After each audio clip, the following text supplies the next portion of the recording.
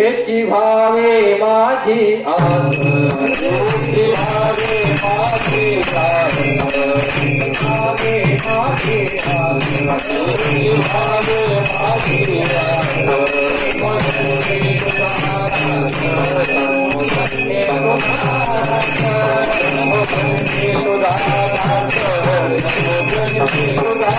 आस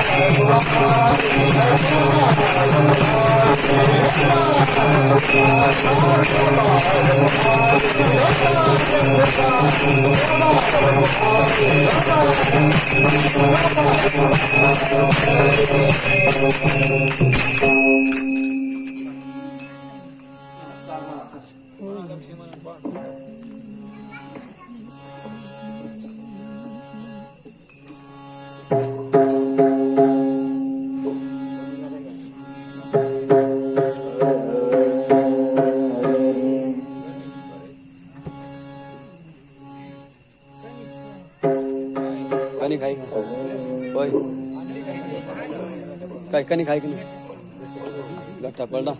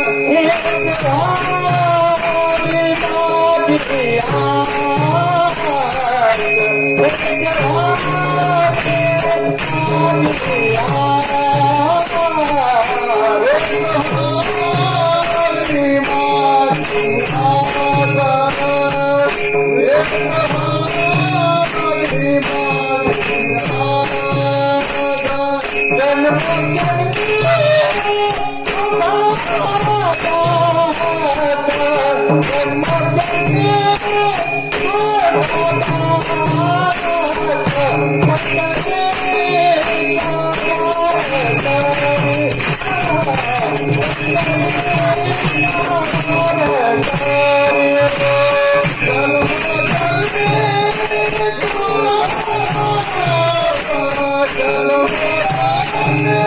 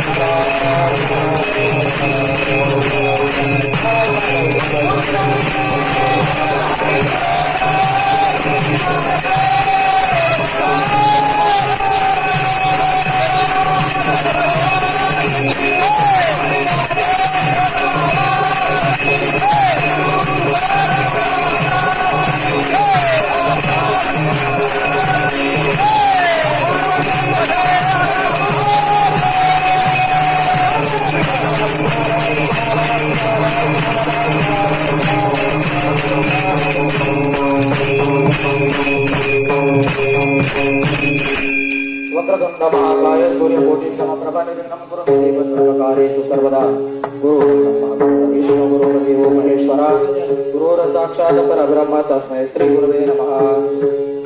महायोगपीठे तटे विमरत्यं वरं कुण्डलीकं यदातुं मुनिन्दे समागत्य तिष्ठन्तमानन्द कन्दं परब्रह्मलिङ्गं भजे पाण्डुरङ्गम् नमो ज्ञानेश्वरा निवृत्ति उदारा सोपान देवा नमो मुक्ताबाई त्रिभुवन पावने अद्यत्रय जननी देवाची नमो सद्गुरु तुकया ज्ञानदीपा नमो सद्गुरु सच्चिदानंद रूपा नमो सद्गुरु भक्त कल्याण मूर्ती नमो सद्गुरु भास्करा पूर्ण कीर्ती सेवे लागे सेवक झालो तुमच्या लागलो निचरणासी अहो स्वामी तुकया देवा यावरी न करावा वेहरू मस्त कहे पायावरी मस्त कहे पायावरी मस्त कहे पायावरी मस्त कहे पायावरी या करी संताचा करी संताचा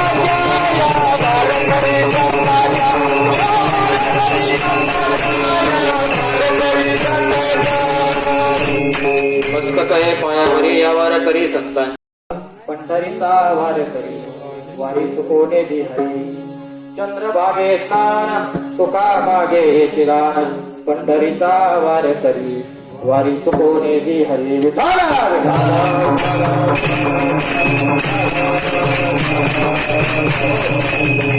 प्रस्तुतकडे प्राप्त प्रसंगी कीर्तन रूपे गीताने घेतलेला अभंग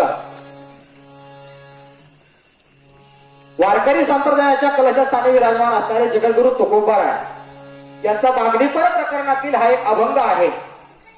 अभंगावर चिंतन करण्यापूर्वी थोडासा अल्पसहा परिहार द्यायचा हे वक्त्याचं आद्य कर्तव्य आहे. सालाबादप्रमाणे चालू असलेला आषाढी वारी सोहळा आणि या सोहळ्यासाठी श्री क्षेत्र बेलवंडी कोठार ते श्री क्षेत्र पंढरपूर असा 12 वर्ष झालं शिवशंभो महादेव पायी दिंडी सोहळा अविरत चालू आहे. आणि या सोहळ्याच्या निमित्तानं या वाटचालीच्या दुसऱ्या दिवसाची कीर्तनरूपी सेवा आज तुम्हा सर्वांच्या आशीर्वादानं तुमच्या आज्ञेनं किंवा तुमच्या सांगण्यानं माझ्यासारख्या बाबाराला भेटली यातले मत वाटते. हा सोहळा अतिशय नयनानंद सोहळा आहे आणि हा सोहळा चालत असताना आज दुसऱ्या दिवसाची सेवा या श्री क्षेत्र राक्षसवाडी आई राक्षसाई माता या कुलस्वामिनीच्या या मातेच्या दरबारामध्ये आज आपण आजची मुक्कामाची व्यवस्था या ठिकाणी या राक्षसवाडीतील ग्रामस्थ असतील किंवा आदरणीय हरिभक्तपरायण दादासाहेबजी पाटील असतील यांच्या सहकार्याने आपण या ठिकाणी या गावामध्ये आलेलो आहोत. आणि वाटचाल करत असताना या पंढरीच्या वाटेवर जात असताना भगवंताचं नामचिंतन करीत जावं.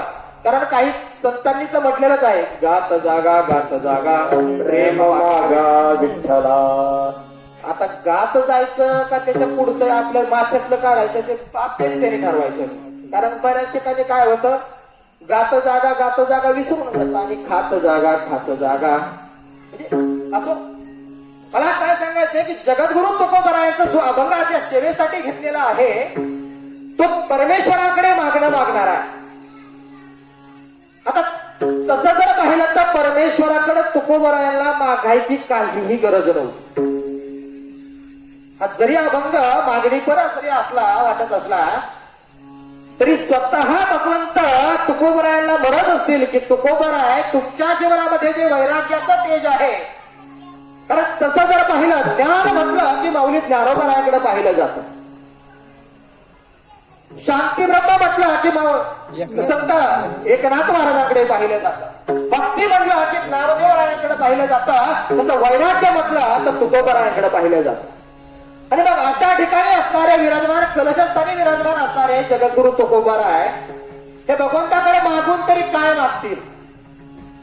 म्हणून भगवंतानं ज्यावेळेस तुकोबारायांना म्हटलं असावं की जगद्गुरु तुकोबाराय तुम्ही काहीतरी मागा तुम्हाला काहीतरी मी दान देतो. तर त्यावेळेस जगद्गुरु तुकोबारायाने भगवान पंढरीच्या परमात्म्याकडे मागितलं आहे हेच व्हावे माझी आस जन्मोजन्मे तुझा दास. भगवान पंढरीच्या परमात्म्याकडे काय मागताय. कारण प्रत्येका जीवाला आस आहे. आस म्हणजे अपेक्षा. प्रत्येकाला अपेक्षा आणि अशा असणाऱ्या अपेक्षेनं माझी भगवंत तुकोबरा भगवंताला म्हणतात, भगवंता जर तुला काही द्यायचं असेल तर माझी फक्त एकच इच्छा आहे, एकच अपेक्षा आहे, हेच व्हावी माझी आस. काय? जन्मोजन्मे तुझा दास. भगवंता द्यायचंच असेल ना मला, तर मला जन्मोजन्मांतरीचा तुझा दास कर. भगवंत म्हणले ठीक आहे, तुला जन्मोजन्मांतरीचा दास करेल, पण दास करून काय अजून काय पाहिजे? दास झाल्यानंतर अजून एक दे, की मी तुझा दास झाल्यानंतर पंढरीचे वार करी, वारी चुकून द्यारी. हे भगवंता, तुझी वारी मी हयात आहे तोपर्यंत माझ्याकडून चुकता कामा नाही, एवढीच मला अपेक्षा. अजून काही दे. तर भगवान म्हणतो अरे अजून काहीतरी माग रे, हे तर काय चालूच आहे, हे देतो हे शुल्लक आहे. तुकोबर आहे म्हणतात अजून काय द्यायचंय? संत संग सर्व काळ. आणि संत संग सर्व काळ भेटल्यावर काय होतं? अखंड प्रेमाचा कल्लोळ. अजून काय? भगवंता अरे बास रे आता, आणि एकच ते चंद्रभागे स्नान, तुका भागे विचिरान. विठाला विठाला विठाला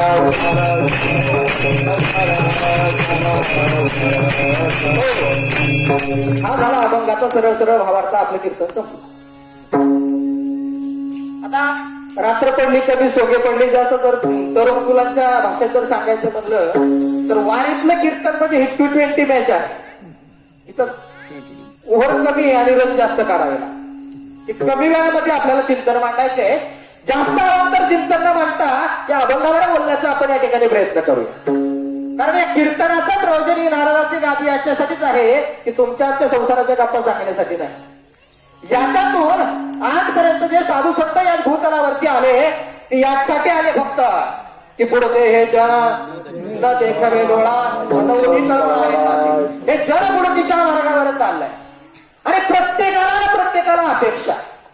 यापैकी जेवढे जण या ठिकाणी म्हणल्यात, माता माऊल्या आई काका दादा, तुम्ही सर्वजण या ठिकाणी बसलात. प्रत्येकाच्या जीवनामध्ये एक ध्येय आहे, प्रत्येकाला एक अपेक्षा आहे.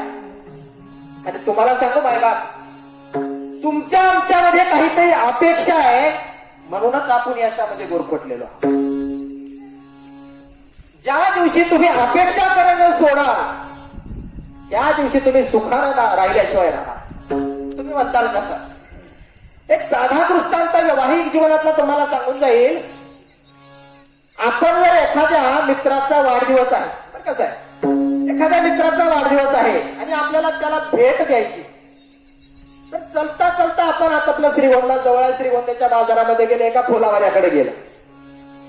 फुलावाल्याकडे एका फुलाचा गुच्छ आपण त्या ठिकाणी घेतला. त्याला आपण 200 रुपये दिले.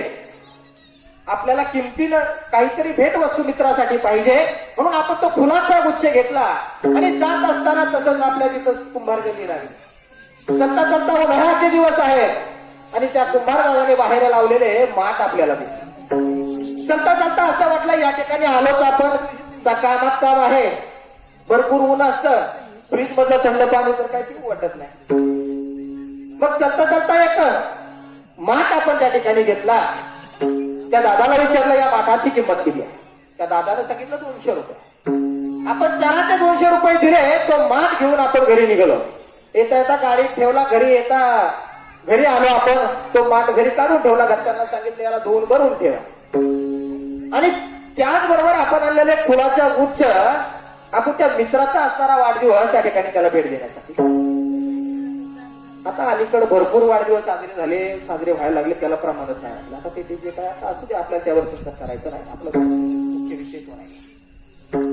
आणि आपण त्या मित्राकडे गेलो आणि तो फुलाचा गुच्छ त्या मित्राला दिला. मित्रानं तो घेतला आणि घेतल्यानंतर काय केलं, साहजिकच आहे, तो फुलाचा गुच्छ घेणार, एक फोटो काढणार आणि बाजूला ठेवून देणार. तो फुलाचा गुच्छ घेतला, त्याला आनंद वाटला, भेटले, तुमचं बोलणं झालं, तो फुलाचा गुच्छ त्याने बाजूला ठेवून दिला. त्याच्यानंतर तुम्ही घरी गेले. घरी गेल्यानंतर तो दिवस तर गेला. दुसऱ्या दिवशी सांगितलं अगं ते काल माठ आणलेला माठ भरून ठेवला का? घरच्यांनी सांगितलं हो, धुवून भरून ठेवला. दुपारी उन्हाच्या कडाक्यामध्ये अचानक आले. ते आपल्याला तहान लागलेली होती.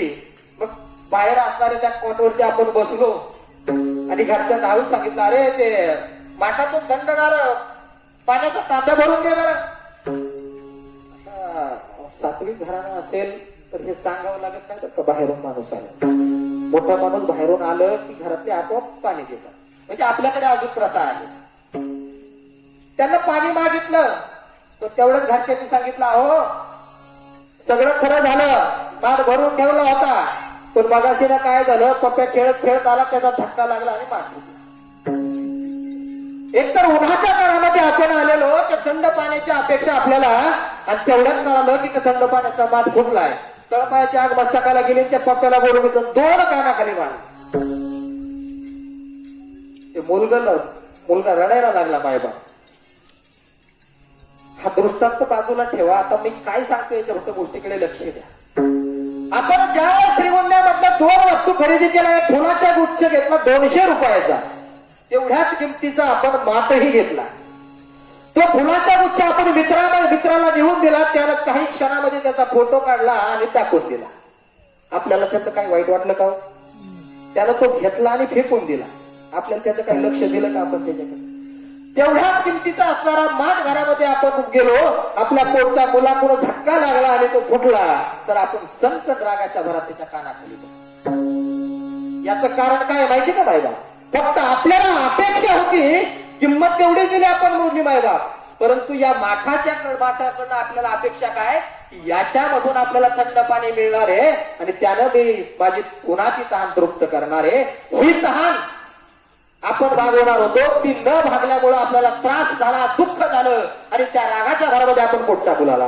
हीच गती आहे मायबा. तुम्ही आम्ही रात्रंदिवस आपण प्रपंचामध्ये रात्रंदिवस झगडतोय.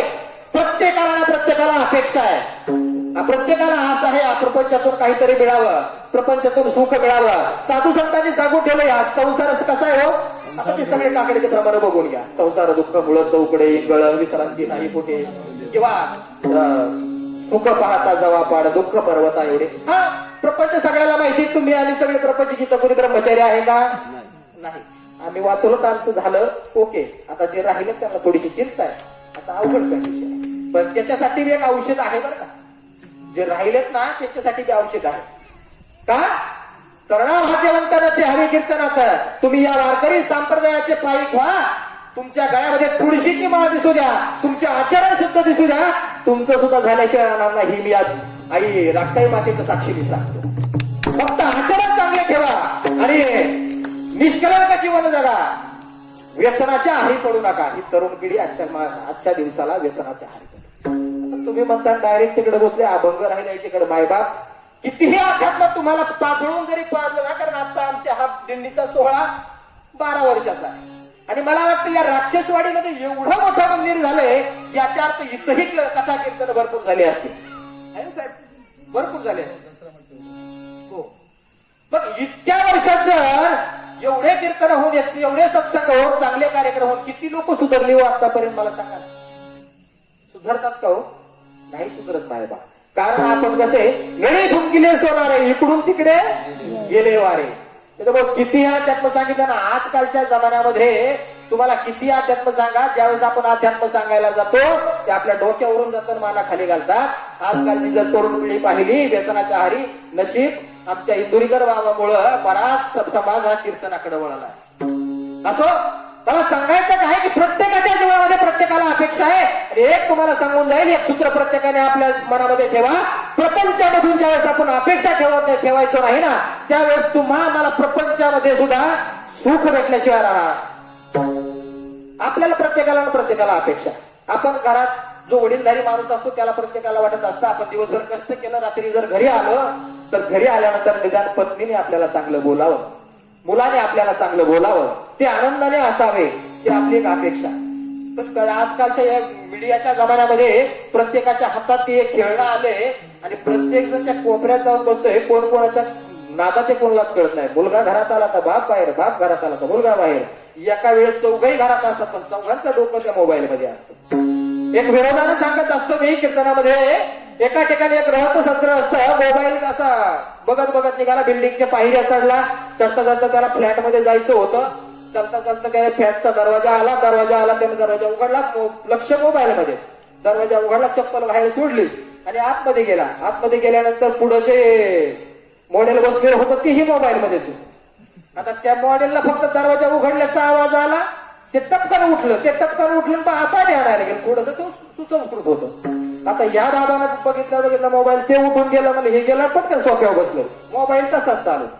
आणि ते मोबाईल ते मॉडेल घरात गेलेलं, ते पाण्याचा ग्लास घेऊन बाहेर आलं आणि ते पाण्याचा एका हातात मोबाईल, एका हातात पाण्याचा ग्लास, आणि त्या बसलेल्या ग्रहांच्याकडे पाण्याचा ग्लास दिला. तेवढ्यात काय झालं, त्या घराचा ओरिजिनल असणारा मालक बाहेरून आला, पण त्याच्याकडे मोबाईल नव्हता. तो जरा गावठी गेली होता बिचारा, त्याला जास्त मोबाईल मधलं कळत नव्हतं.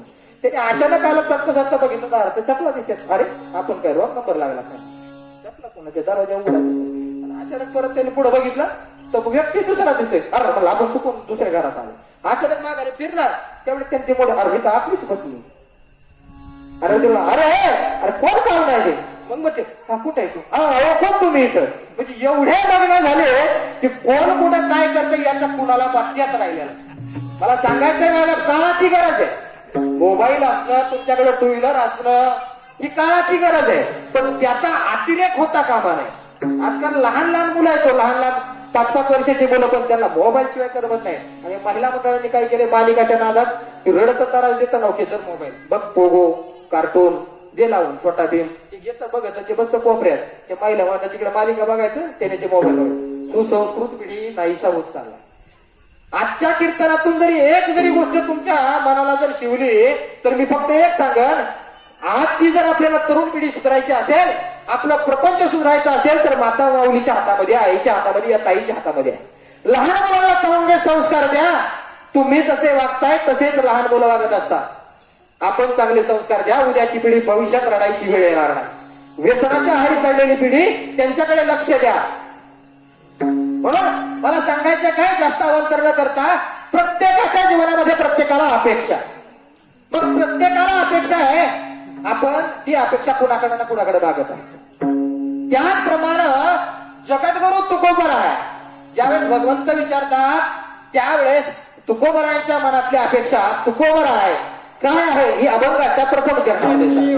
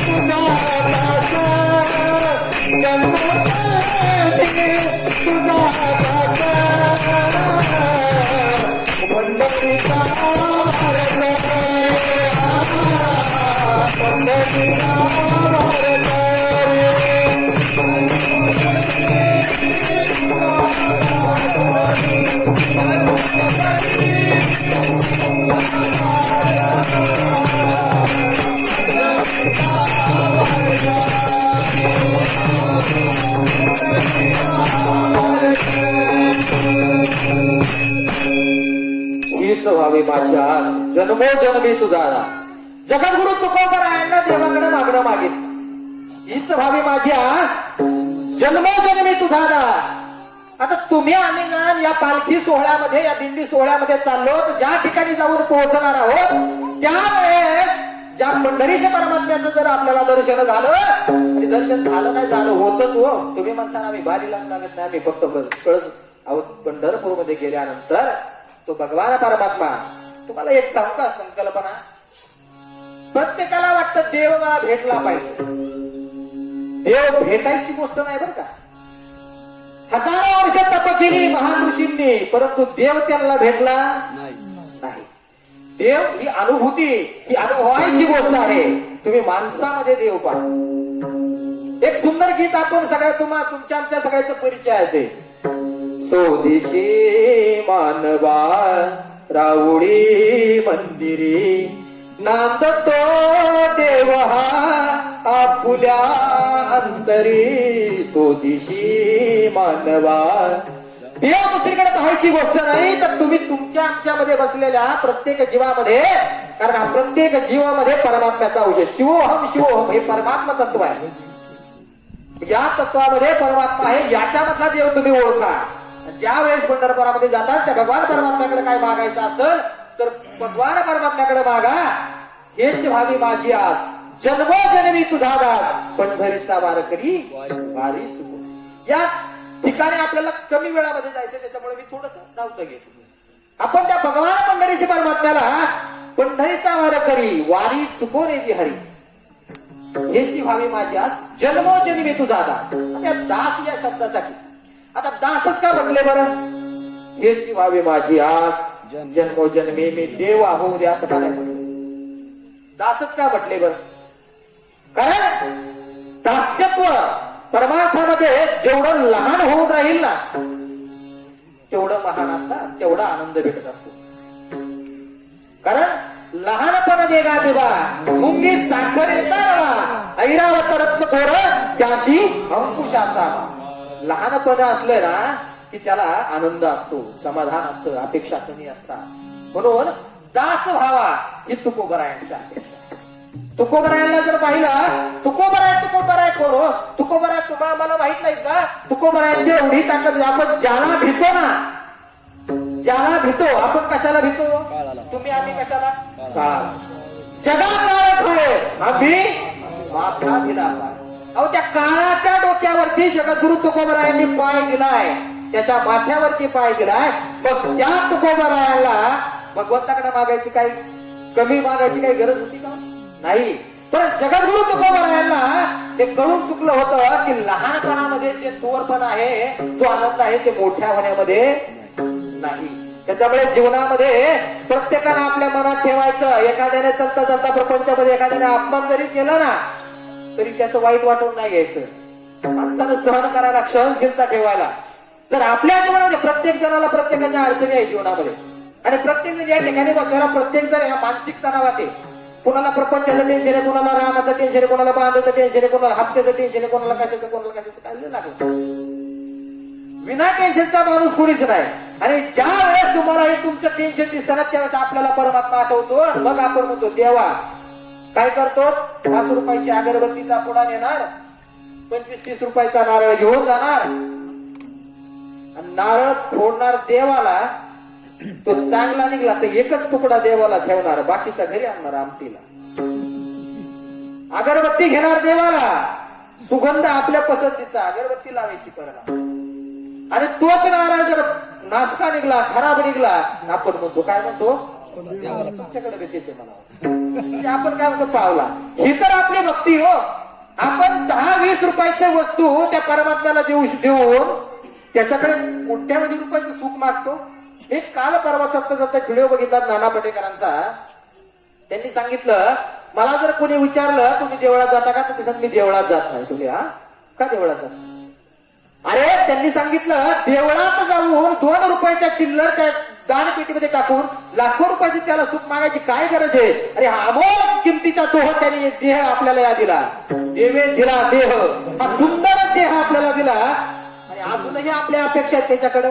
याची किंमत आपल्याला कधी कळते, ज्यावेळेस एखादा अवयव निकामा होतो ना त्यावेळेस आपल्याला याची किंमत कळते.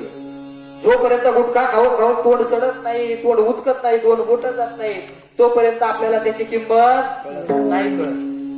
नको ते पिऊन आतडी खराब करून घेणार, सगळं पार लिव्हर खराब, सगळं खराब, प्रपंचाची नासधूस करणार, तेव्हा त्याची किंमत कळत नाही. हॉस्पिटलमध्ये गेल्यावर म्हणणार परमेश्वरा उचल. अरे कसा उचलेल तुला?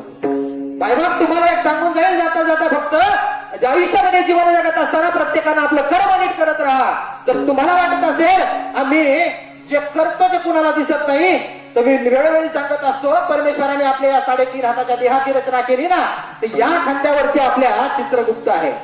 उजव्या खांद्यावरती एक चित्रगुप्त आहे, तो चित्रगुप्त आपल्या पुण्याचा लेखाजोखा ठेवत असतो आणि डाव्या खांद्यावरती जो चित्रगुप्त आहे तुमच्या पापाचा लेखाजोखा ठेवत असतो. साईबाब, त्यामुळे जरी आपण म्हटलं आपण अंधारात पाप करतो किंवा एका ह्या लोकांना लपून करतो, आपण कुणाला फसवू शकत नाही. परमात्म्याला भिलं पाहिजे. आजकालची मुलं, आजकालची माणसं पापाला भीत नाही. काय आजकालची माणसं, आजकालची मुलं, आजकालची तरुण पिढी पापाला भीत नाहीत, पापाला मानत नाहीत. म्हणूनच ते आज बापाला सुद्धा मानत नाही. याची शोका. म्हणून मी वेळोवेळी सांगत असतो की आपण आपल्या मुलांवरती चांगले संस्कार करणं ही लहानपणापासूनची आपली गरज आहे. जर मोठ्यापणी ते बिघडलं तर त्याला जबाबदार आपण असतो. लहान मूल 12 वर्षाचं होईपर्यंत त्याच्या हातून घडणारं पाप किंवा पुण्य याला जबाबदार शास्त्र माहिती त्याला सांगितलं जातं. म्हणून लहानपणामध्ये तुम्हाला एक सांगून द्यायला काही कमी माझं कथा म्हणायला नाही आलो. फक्त धावत्या वेगामध्ये मला 2 लहान मुलं आहेत. मी 5वीला माळा घातल्या त्यांच्या गळ्यामध्ये. 5व्या दिवशी माळा घातली. मला बऱ्याच जण म्हटले, महाराज तुम्हाला काय कळतं का? म्हणले पोरं मोठे होऊन द्यायचे ना मग माळा घालायच्या ना. म्हणलं तो त्यांनी हाडकबडी तोडी. अहो, त्यांना चांगल्या वाईटाची जोपर्यंत ओळख नाही तोपर्यंत त्यांना चांगलं आणि वाईट सांगणं हे आपलं कर्तव्य. उद्याच्याला ते काही करो, त्यांचं कर्म त्यांच्या सोबतीला राहील. त्याला कारण पूर्वी म्हटलं जायचं आजा करायचा नातू फेडायचा. आता तसं नाही. आता आपणच करा ना आपणच फेडा. त्याच्यामुळं कलियुग आहे.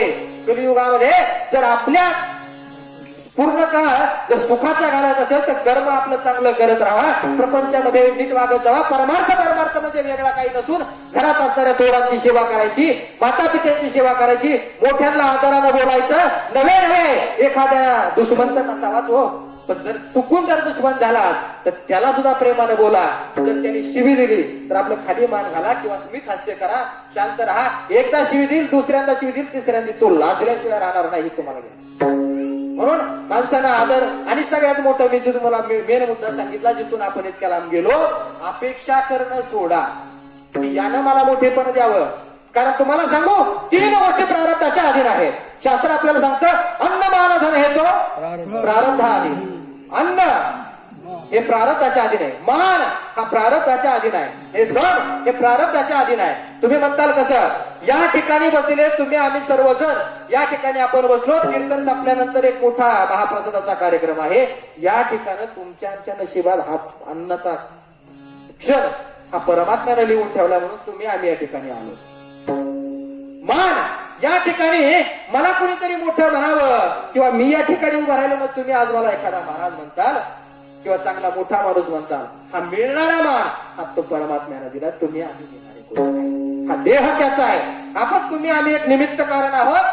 कारण या वृक्षाचं पान त्याच्यासाठी शिवाय हलत नाही. त्यामुळे तुम्ही आम्ही गर्व करायचा नाही ना. आपल्याला फक्त गर्व झालाय मी ज्या दिवशी हा मीपणा सोडतो ना त्या दिवशी तुम्ही सुखी झाल्याशिवाय राहणार नाही. जगद्गुरु तुकोबारायांनी भगवंताकडे मागणं मागितलं याची व्हावी माझी असं जन्मोजन्मी तुझा दास पंढरीचा वार करी वारी चुको देदी हरी. अजून काय सांगितलं? संत संग सर्व काळ अखंड प्रेमाचा कल्लोळ. फक्त धावत्या वेगामध्ये आपण काही प्रमाण घेत नाही ना, कारण कमी वेळ आहे आपल्याकडे. मला पण इथून जाऊन घरी जायचं. संत संग सर्व काळ अखंड प्रेमाचा कल्लोळ. तुम्हाला एक सांगू, माऊली ज्ञानोबरायांना सुद्धा सांगितलंय संतांचे संगती मनोमार्ग गती. संत 11वा श्रीपतीने तुम्ही संतांच्या संगतीला गेले ना तर तुमच्या मनाला मार्ग दाखवता. अहो वेळोवेळी संतांनी साधू संत जगद्गुरु तुकोबरायांना तुम्हाला डोकं फुडून किंवा तुमच्या चरणावरती लोटांगण घालून तुकोबरायांनी सांगितले लागो पाया विनवितो तू माझे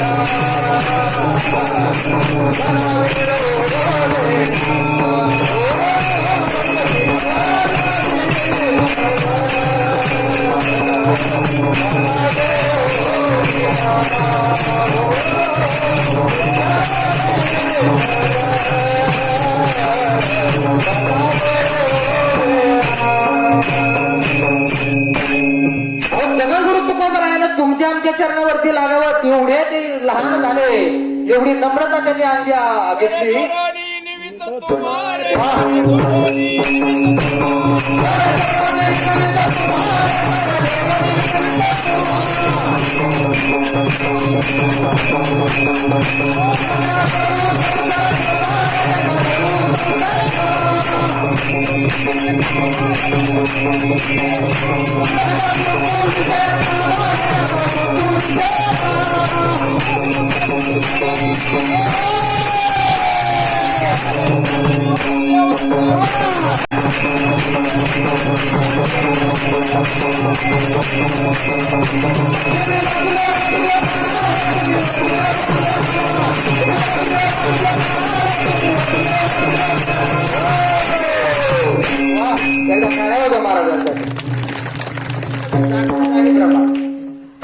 जगद्गुरु तुकोबराय काकडा खरंच खूप सुंदर आहे. आपल्याला वेळ कमी आहे आणि दिंडीच्या वाटेला खरंच काकडा असा आनंदात चालला पाहिजे ना. त्या काकड्यामध्ये सुद्धा आपल्याला सांगितलं कर जोडून विनवितो तुम्हारे, तुम्ही आठवा मधुसूदना, नका गुंतू विषय का. मौलिक ज्ञानोबर आहे, जगद्गुरु तुकोबर आहे, नामदेवर आहे, आधी सकल संतांनी आम्हाला वेळोवेळी जाग केले, परंतु आपण जाग व्हायचा काही मनाला धरत नाही. आणि जर आपण जाग नाही झालं तर काय होतं माहिती का, काय होतं ते बी काकड्यामध्ये सांगितलंय.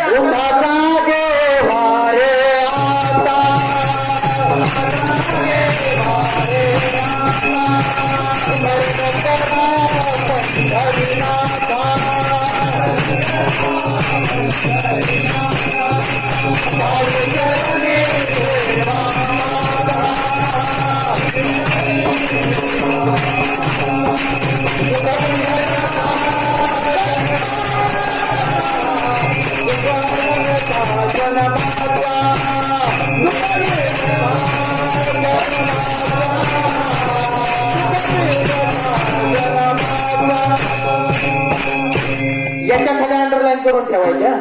उठा जागा झाल्यावर काय होतं, सुखवी व्यथा जन्माच्या. 84 लक्ष योनी घेऊन आपण जन्माला येतोय ना. पुनरपि जननम पुनरपि मरणम पुनरपि जननी जठरे शयनम यह संसारे फलदुस्तारे कृपया पारे पाहे मुरारे भज गोविंद. या जन्माला येऊन दुःख भोगायचंय ना, तर हे नाहीचं करायचं असेल तर उठा जागे व्हाल्या, आता स्मरण करा आपण धरीनाथा. जर आपण हे जर नाही केलं तर याच्यातही सांगितलं, हे जरी नाही काल तरी दुःख राहील.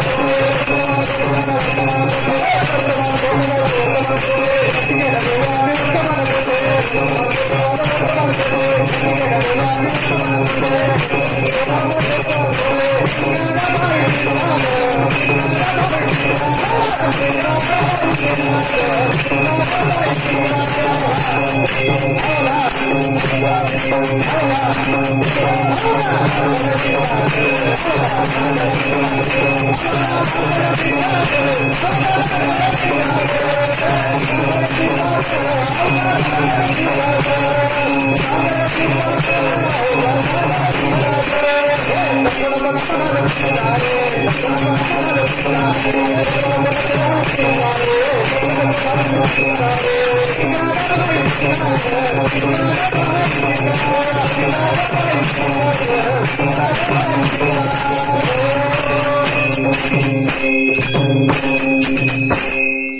आनंद आहे याच्यामध्ये.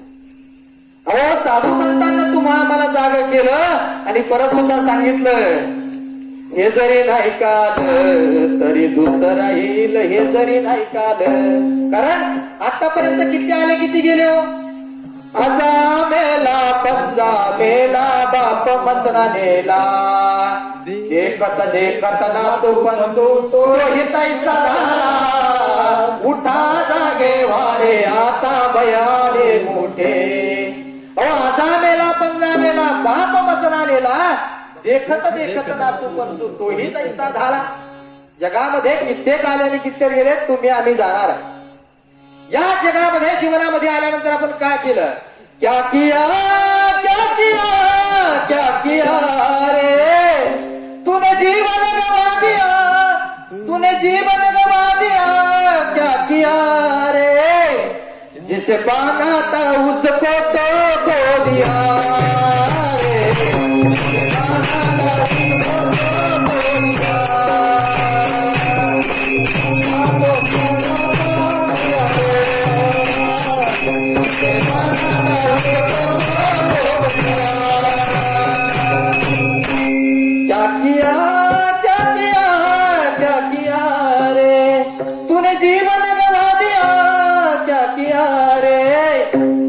पाना था उसको तो खो दिया. अमृत छोड़ा पीता है शराब तू, भगवान के नाम से मुंह मोड़ लिया. जगामध्ये जीवनामध्ये आला ना त्या भगवंताचं भजन करा, भगवंताचं नाव घ्या.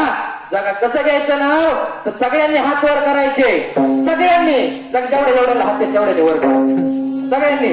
आणि भजन कोणतं करायचं, विठोबा रखुमारे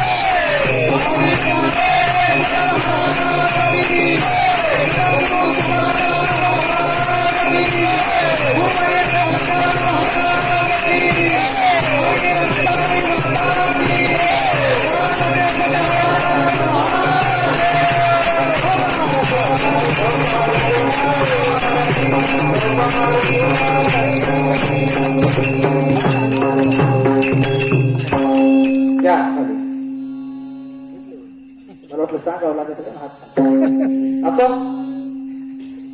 जीवनामध्ये आल्यानंतर तुम्हा आम्हाला जर जीवन आणि परमार्थ करायचा आहे कसा, तर परमार्थ म्हणजे वेगळं काही नसतं. माहिती वारकरी दिसणं महत्वाचं की असणं महत्वाचं, मोठी गंमत आहे. माणसानं गंध लावला, धोतर घातलं, पांढरी कपडे घातली, टोपी घातली, वारकरी होत नाही. मोठी गंमत आहे, लक्षात घ्या. माणसानं दिसणं महत्वाचं नाहीये तर असणं महत्वाचं. आजकाल जगामध्ये फिरणारे भाऊ तर आलं का लक्षात, मोठी गंमत आहे. माणसानं फक्त दिसायला माणूस असा, मग तो गळ्यात माळा नसू द्या, कपाळाला गंध नसू द्या. आता एक दृष्टांत सांगत होते, पण आता मी ते सांगत नाही कारण आपल्याकडे तेवढा वेळ नाही. बऱ्याच ठिकाणी आपण आज हा सोहळा चाललाय, आज आपली या बाजूने दिंडी चालली, ज्ञानोबरांचा तुकोबरांचा सोहळा चाललाय. या सोहळ्यामध्ये चोरटे भामटे सुद्धा भल्या मोठ्या माळा घालतात, गंध लावतात, धोतर घालतात, पण करतात काय? चोरी. पण सामान्य माणसं बी असे येतं मायबाप, चांगलं कधी त्यांना देखत नाही. तुम्ही जीवनामध्ये आयुष्य जगत असताना 9 गोष्टी चांगल्या करा आणि एक गोष्ट चुकून तुमच्याकडून चुकीची व्हा. तुमच्या 9 गोष्टींवर पाणी फिरलं जाणार, तुमची एक आयुष्यातली चूक धरली जाणार. तरी तुमची नसली तरी तुम्हाला दोषी ठरवला जाणार हा समाज आहे. हा समाज तुम्हाला कितीही अपेक्षा ठेवा, तुम्हाला चांगलं कधीच म्हणणार नाही. या जगामध्ये अनाथाची माय होऊन गेली आदरणीय स्वर्गवासी कैलासवासी सिंधुताई सपकाळ त्यांचं एक वाक्य तुम्ही आम्ही लक्षात ठेवलं पाहिजे.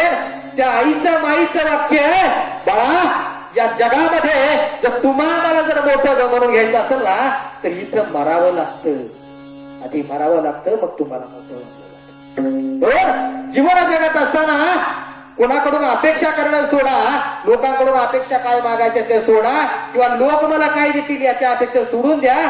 लहानपणा देगा देवा मुंगी चाकरेचा रवा, ऐरावत रत्न थोडं त्याची अंकुशाचा मार.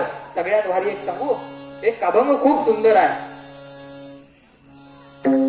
देव ठेविल तैसे रहावे, कोणे दिवशी हत्तीवर, कोणे दिवसी पायाचा चाकर चालत जावे. देव ठेविल तैसे राहावे. सुरुवात कशी? समयाची सादर व्हावे, समयाची सादर व्हावे, देव ठेविल तैसे राहावे. मला कळतंय बरं का, सगळे असे रोखरोख्याने बघत आणि दिंडीतल्या बैलांचे एक एक झोपा झाल्या. त्यांना म्हणायचे, बाबा तू आलाय गाडीवर बसून, तुला आलंय लय बळ, आम्ही 2 दिवस लय चाललोय, तुझं काय गाण्याचा बंद करी नाही.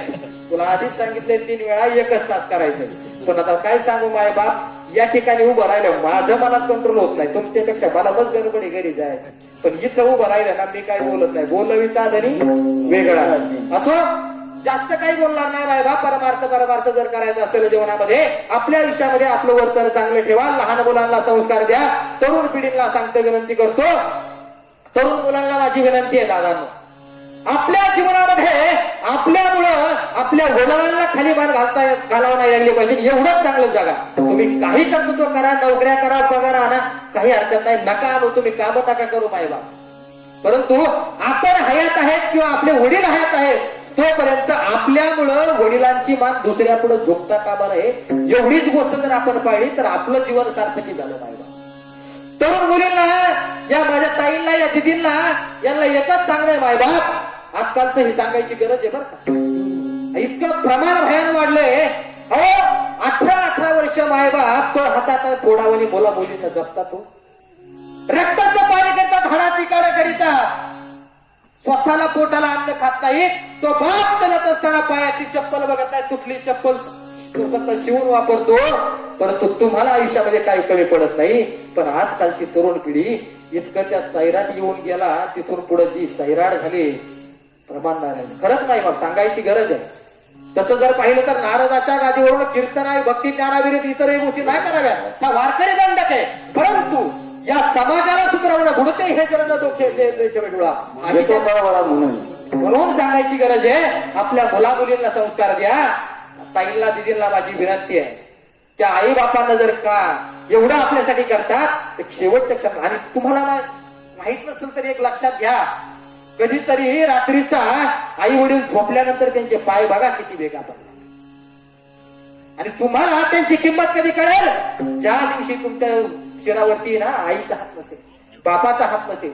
आता बऱ्याच बघा 99.99% जेवढ्या डायरेक्ट सरळ भाषेत सांगायचं, उघड बोलायला मला काही लाज वाटत नाही, जेवढ्या पळून गेल्या लग्न केलं ना दुसऱ्या आठवड्यामध्ये ठसठसा रडत्या, पण पर्याय नसतो सांगायचं, कुणाला सांगणार. म्हणून तुम्हाला चरणावरती लोटांगण घालून सांगतो, त्या गोष्टीत तसले निर्णय घेऊ नका. तुम्हाला 18 वर्ष माता पित्याने शिकवलं, जे करतील ते तुमच्या हिताचंच करतील. कारण लेकुराचे हित हे माऊलीचे चित्ताविषयी कनवळे अशी जाती करी लाभ आम्ही नव्हे. त्यांना माय बापाला तुमच्या आयुष्यामध्ये काहीच करायचं नाही. तुमचं आयुष्य हस्त घेत बाप आई आपल्या मुलाला कडव घेत असते माय बाप. आई आपल्या मुलाला कडव घेत असती, कारण तिला वाटतं आम्ही जे जग बघितलंय त्या मुलाला पाहावं, त्याला पायाला कष्ट नाही हो म्हणून ती कडव घेते. परंतु एक सांगून जाईल माय बाप आपल्याला कडेवर नाही घेतो, आपल्या खांद्यावर घेतो, कारण त्या बापाच्या काळी सांगत असतं जे मी पाहिलं नाही ते माझ्या मुलानं पाहावं. म्हणून त्या बापाच्यासाठी, त्या आईच्या रक्तासाठी मुलांनी आणि मुलींनी व्यसनाच्या आहारी न जाता, वाईट मार्गाला न जाता चांगलं मार्ग अनुकरण करा. तुम्ही ज्यावेळेस चांगल्याच्या संगतीत राहता त्यावेळेस तुमचं आयुष्य सुधारल्याशिवाय राहणार नाही. कारण ढेकणाचा संगे हिरा तो मंगला, हिरा आहे ना हिरा, तू जर आयरणीवर ठेवला आणि लोखंडाच्या खणाने जरी घाव घातली ना तर तू आयरणीत घुसतो. पण तोच जर हिरा ढेकणाच्या संगतीला लागला ना तर हिऱ्याचं पाणी होतं मायबा.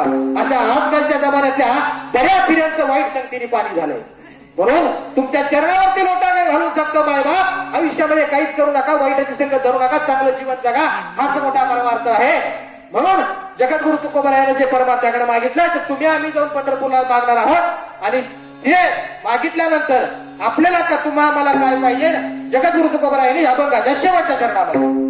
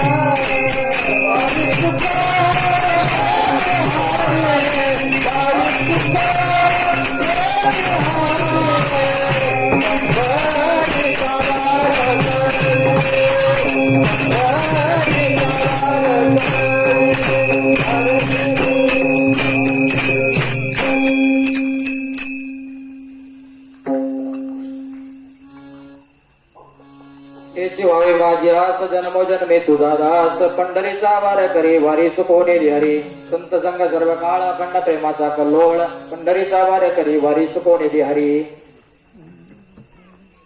चंद्रभागे स्नान तुका मागे हे दान पंढरीचा वार करी वारी चुकवणे हरी. या ठिकाणी तुमच्या सर्वांच्या आशीर्वादानं, माझ्या गुरुवर्यांच्या माता पित्यांच्या आशीर्वादानं जे काही बोलण्याचं बुद्धी ज्ञानोबार आहे, तुकोबार आहे, शंभू भोळा, शिव भोळा चक्रवर्ती त्याचे पाय माझी चित्ती, त्या शिवशंभोला जशी बुद्धी द्यावी आणि आपल्या गावाचं ग्रामदैवत म्हणता येईल आई रासाई माता, राक्षसाई माता ना, रासाई माता, राक्षसाई माता, त्या मातेनं जशी कृपा केली, जशी बुद्धी दिली, तसा बुद्धी बोलण्याचा मी त्या ठिकाणी प्रयत्न केलेला आहे. जर चुकून कोणाचं अंतःकरण दुखावलं असेल तर मुलाचं हृदय म्हणून तुमच्या भावासारखं आहे, लहान मुलासारखं आहे, लहान अंतःकरण मोठ्या मनानं तुम्ही मला माफ करा, नाही अशी अपेक्षा करतो. काही चुकीचं गेलं असेल तर क्षमा करा, जे चांगलं असेल ते तुमच्या सर्वांच्या आशीर्वादाचं आहे. कमी वेळात भरपूर काही बोलायचं होतं, परंतु जेवढ्या बोलताय तेवढ्या बोलण्याचा प्रयत्न केलेला आहे. चुकून काही वेळ भेटलीच तर नक्कीच विस्तृत चिंतन अजून याच्यावरती भरपूर काय बोलण्याचं वेळ येईल ती त्यावेळेस बोलू. परंतु मी पुन्हा एकदा या सोहळ्यासाठी ज्यांचं सगळ्यांचं सहकार्य आमचे विनेकरी बाबा असतील, हार्मोनियम वादक आहेत, मृदंगाचार्य आहेत, टाळकरी मंडळी आहे, गायक वृंद आहे. आता मी तुम्हाला खरं सांगू का, नाव कोणाचं घेत नाही, कारण माझं एकच लग्न झालं. तसं नाही, लग्न म्हणजे व्यवहारातलं लग्न नाही बरं का. मी सुद्धा गळ्यात मंगळसूत्र घातलंय, पण ते माझं मंगळसूत्र भगवान पंढरीची परमात्मा, म्हणून याचं नाव सोडून मला वाटतं सगळ्यांचं तुमचं कोणाचं नाव घेत नाही, कुणी राग मानू नका.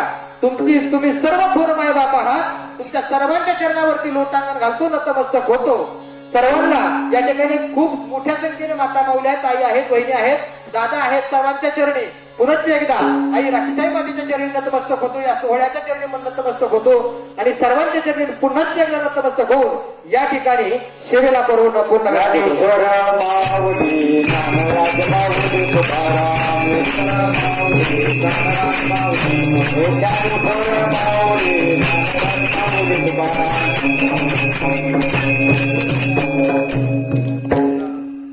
जय विठ्ठल जय जय विठ्ठल